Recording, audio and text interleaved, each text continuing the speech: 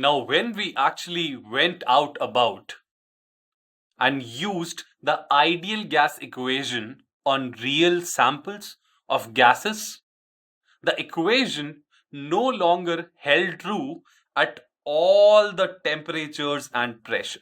What I mean to say is that if I have this equation right here, right, then at all the temperatures and pressures, right, the value of n did not necessarily give us the particular V that was experimentally observed, right? So at some pressure and temperature, yes, indeed, the volume and the number of moles, right, they fit into this equation and the equality was there, but that did not happen at all the temperature pressure values, only at some of them. So that begs the question, right? Why is there a deviation from the ideality? Why is there? So we have to go back to the assumptions of ideal gas, right? And some of them constitute over here. So first of all is that in KTG, one of the postulate was that we assume that the volume of an individual particle is negligible, right? That is, we assume the particles to be point masses, that they do not have, necessarily a volume of their own, right? Okay, and that is the first assumption over here. That is, if you see an ideal gas sample, what you have is a gas full made up of full of point masses. Wherein when you talk about a real gas, right, you have actual molecules with a certain volume of their own. Correct? Another point is that if you take the PV equal to nRT equation, and for example, let's say you apply Boyle's law, what you get over here is that P is inversely proportional to volume, right? That is, if you keep on increasing the pressure, right, the volume will keep on decreasing, right? And even if you apply like an infinitely large pressure, right, this volume will start tending towards zero, right? That is, it will not liquefy, the volume will start tending towards zero.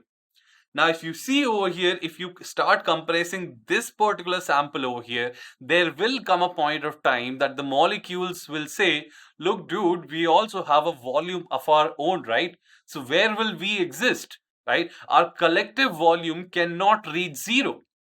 Also, the point is that when you start compressing it and compressing it and compressing it, right, beyond a certain point of time, a real gas starts to convert into a liquid, that is, liquefaction starts to happen, whereas an ideal gas never liquefies. It keeps on reducing its volume but stays in the gaseous phase. All right, that's one thing. Let's move on to the next one, right? Interparticle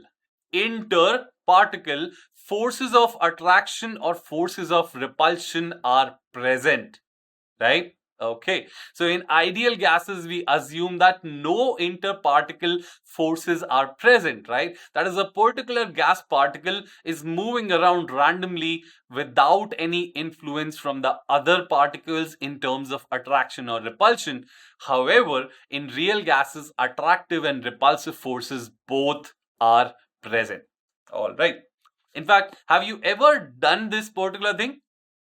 Have you ever done this particular thing that you have taken a syringe, right, and you have essentially blocked the nozzle of that syringe, and now when you start compressing it, right, what happens? The initial compression happens very easily, right?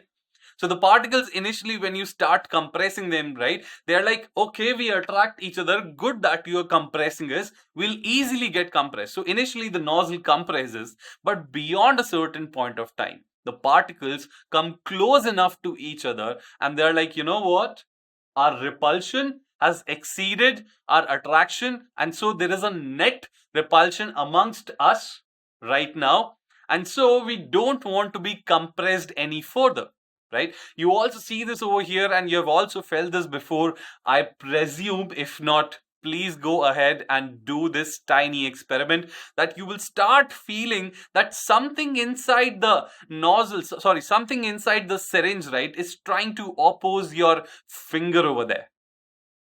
Have you felt that? right? Okay, so go try that if you have not. If you have, I think you can relate to what I'm trying to say here. And the third thing that we deal with is that the collisions are not perfectly elastic as we assumed it to be the case of ideal gases, and as we deployed it in kinetic theory of gases. Remember, we obtained the change in momentum on the collision of a single particle before extrapolating that to the entire sample. Awesome, cool. Now, the point is, right, how can we measure this deviation? How can we essentially, try to categorize this deviation at different pressures or different temperatures for a particular real gas? It's the deviation from the ideality, it's deviation from the state in which we consider the same gas to be an ideal gas. Okay, cool. Now, the point is, what we do is we take a ratio of the observed volume of the gas to, right? So the observed volume is in the numerator to the calculated volume at the same number of moles, temperature, and pressure. Now, what do I mean by the observed volume? Which we actually observe, which we actually measure in the form of an experiment. What is the calculated value? The only way we know so far, using the ideal gas equation. That is, we are comparing the ratio of the volume of a real gas, the actual volume, with respect to if that gas had been behaving ideally. All right, cool. So this is what we have. Now, how does it look like mathematically? V real divided by V ideal, right? Although since you are taking, both the volumes for the same number of moles, you can also say this is equals to V molar real. V molar real is equals to what? V molar real is V real divided by the number of moles is V molar, that is volume of 1 mole of a real gas, right? Divided by V molar ideal. This is another way we can express this particular ratio, which is represented by Z and called as compressibility factor. Really important topic, really interesting, and really simple and intuitive. So keep in mind, and let's move forward with it and let's understand the concept, right? Okay. Now, the point is, we know that P into V ideal is equals to nRT. Correct, right? Okay. So how about I take this P to the other side and I have an expression for V ideal, right? And I replace V ideal in the denominator with nRT by P. What will happen is I will have nRT by P here. The P will go to the numerator and I will have something like this over here where I have P into V real divided by nRT. Yeah, okay. I can further do what? I can take this V real by N and represent this as V molar real. Correct? Correct, right? And this is exactly what I told you like a couple of minutes ago. Further, I can also see that RT by P is equals to what?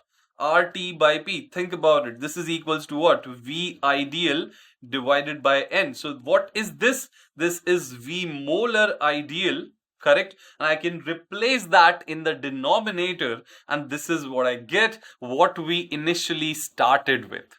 Indeed, right? Okay. So take a moment, try to understand what is happening over here. Okay. Now, what if at some point of time the V molar real, right, does indeed start following at some temperature pressure, the real gas does indeed, match up the PV equals to nRT formula.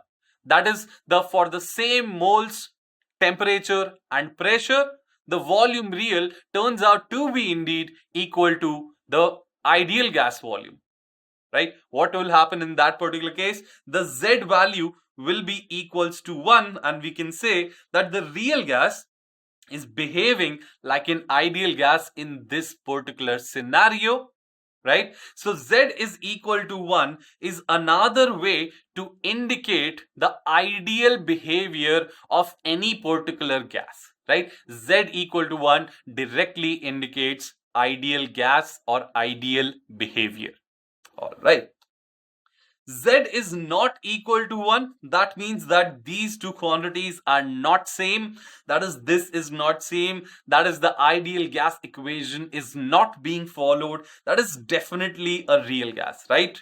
All right. So this could be an ideal gas or a real gas behaving like an ideal gas. But when the equality is not there, when inequality is there, that definitely means a real gas and not an ideal gas. All right.